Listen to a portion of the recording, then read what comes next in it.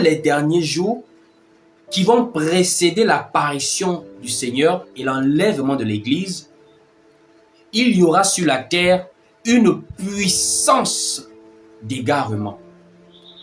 Ou encore, on peut dire un esprit d'égarement. Parce que l'esprit, quand il anime un corps, c'est une puissance qui anime ce corps. Voici pourquoi vous allez remarquer, quand le Seigneur Jésus-Christ parle du Saint-Esprit qui a été promis, dans le livre de Actes chapitre 1er, il dit « Une puissance survenant sur vous et vous serez mes témoins à Jérusalem, en Judée, dans la Samarie et jusqu'aux extrémités de la terre. » Le Seigneur dit « Une puissance survenant sur vous » alors qu'il est en train de parler du Saint-Esprit.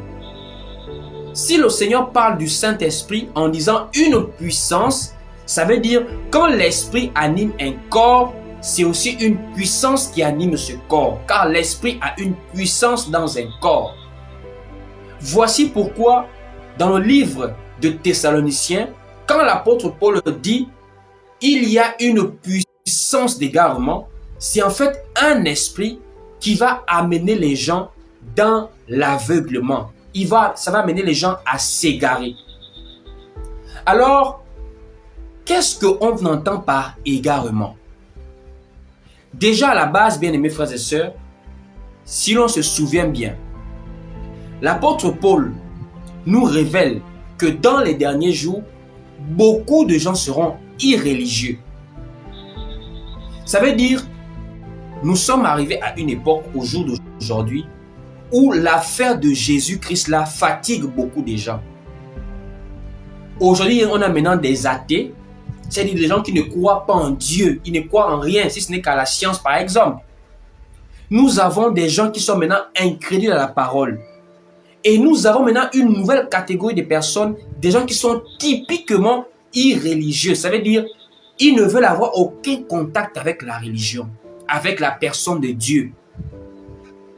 Pour ceux qui ont la possibilité souvent d'évangéliser encore sur le terrain, par du porte-à-porte, interpeller des personnes, distribuer des prospectus, évangéliser sur le terrain, vous allez remarquer de plus en plus, nous avons une catégorie de personnes qui deviennent maintenant hostiles à l'évangile. Ces personnes deviennent maintenant violentes. Quand on parle de Jésus, il y a des gens qui sont capables de vous chasser avec colère parce que vous êtes venus vers elles pour parler de Dieu. Pas pour parler de vous, pour parler de Dieu. Il y a des gens aujourd'hui, ils n'ont plus cette volonté, cette disposition à écouter la parole. Alors pourquoi cela? Simplement parce que l'apôtre Paul avait dit, dans les derniers jours, il y aura des temps difficiles. Et il explique maintenant comment ces temps seront difficiles. Il dit, car les hommes seront. Il commence à énumérer des défauts. Énumérer. Et nous allons prendre un passage, le livre de 2 Timothée, chapitre 3, dès le verset 1er. Dans 2 Timothée, chapitre 3, dès le verset 1er, il est écrit ici, « Sache que, dans les derniers jours, il y aura des temps difficiles. » L'apôtre Paul avertit déjà que même en dehors d'abord de vivre la foi, à la base, il y aura déjà des temps difficiles dans les derniers jours. Les temps sont énormément difficiles aujourd'hui. Voici pourquoi le Seigneur pouvait dire que si les temps n'étaient pas abrégés, même les élus seraient séduits.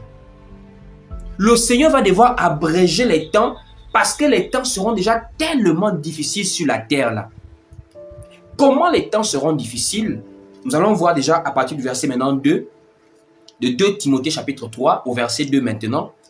Car les hommes seront égoïstes, amis de l'argent.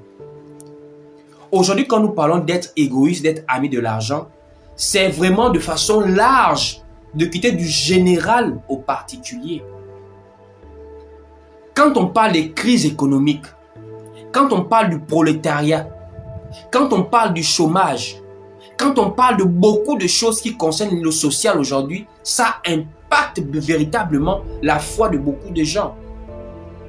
Même les païens, même les mondains disent un ventre affamé n'a point d'oreille. Beaucoup de personnes aujourd'hui se sont refroidies dans la foi à cause des difficultés économiques, à cause des difficultés sociales. On dit dans les derniers jours, il y aura des temps difficiles car les hommes seront égoïstes, amis de l'argent. Aujourd'hui, l'amour de l'argent amène des personnes à être heureux au détriment de la paix des autres personnes. Il y a des pays, pour que ces pays soient prospères, il faut aller semer le chaos dans d'autres pays. Il y a des pays, pour qu'ils soient développés, il faut qu'ils créent des guerres dans d'autres pays. Les gens sont devenus tellement égoïstes au point où c'est seulement leur bien-être qui compte. Si deux personnes souffrent pour leur bien-être, tant mieux. C'est maintenant comme la loi de la jungle. On cherche que pour son estomac, on ne pense pas aux autres. Et cela s'est décentralisé jusqu'à la politique, même dans les pays. Vous voyez comment il y a du chômage qui augmente, la cherté de la vie, les inflations, des crises sociales. Des temps sont tellement difficiles aujourd'hui. Même l'œuvre de Dieu aujourd'hui, il faut des moyens pour pouvoir soutenir l'œuvre de Dieu. C'est compliqué. C'est ce qui amène beaucoup de gens maintenant à être aussi irréligieux. D'une part, il y a le côté économique et il y a d'autres raisons. Je viens d'abord par le côté économique pour montrer que il y aura des temps difficiles car des hommes seront amis de l'argent, égoïstes. Et comment ces gens seront irréligieux? L'apôtre Paul pouvait également dire devant qu'ils aimeront le plaisir plus que Dieu. La puissance d'égarement commence comme cela. On vient d'abord à quelques petits signes déjà qui montrent la puissance d'égarement. Quelqu'un qui est déjà irréligieux à la base, c'est quelqu'un qui ne peut pas facilement croire à la parole parce qu'à la base, son cœur n'est pas incliné vers Dieu. Voici pourquoi l'apôtre Paul pouvait dire il y aura des temps difficiles. Et maintenant, il va aux Thessaloniciens pour leur expliquer ce qui va se passer. Puisque là, ici, on dit bien de 2 Timothée chapitre 3 au verset 1er, sache que dans les derniers jours, on parle des derniers jours.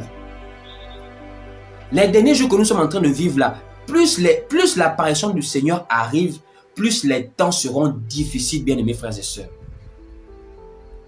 Plus l'apparition du Seigneur est proche, plus l'enlèvement de l'Église est imminente, plus les temps seront difficiles. Voici pourquoi le Seigneur pouvait dire que ces temps seront abrégés, parce que la patience devient de plus en plus compliquée sur la terre. Peut-on encore vivre sur la terre en étant honnête sans même pas mentir un peu? Des gens sont obligés de devenir malhonnêtes pour pouvoir garder le travail. Au travail, on lui demande de mentir. S'il ne ment pas, il abandonne le travail. Or, aujourd'hui, même pour trouver de travail, c'est la guerre du combattant. Les temps sont difficiles. Combien de jeunes femmes veulent accepter le Seigneur, persévérer dans la foi, mais n'ont personne pour s'occuper d'elles? C'est vrai, elles peuvent supporter, c'est ça le combat de la foi. Mais tout le monde n'a pas la même force à supporter les difficultés. Voici pourquoi l'apôtre Paul dit, il y aura des temps difficiles.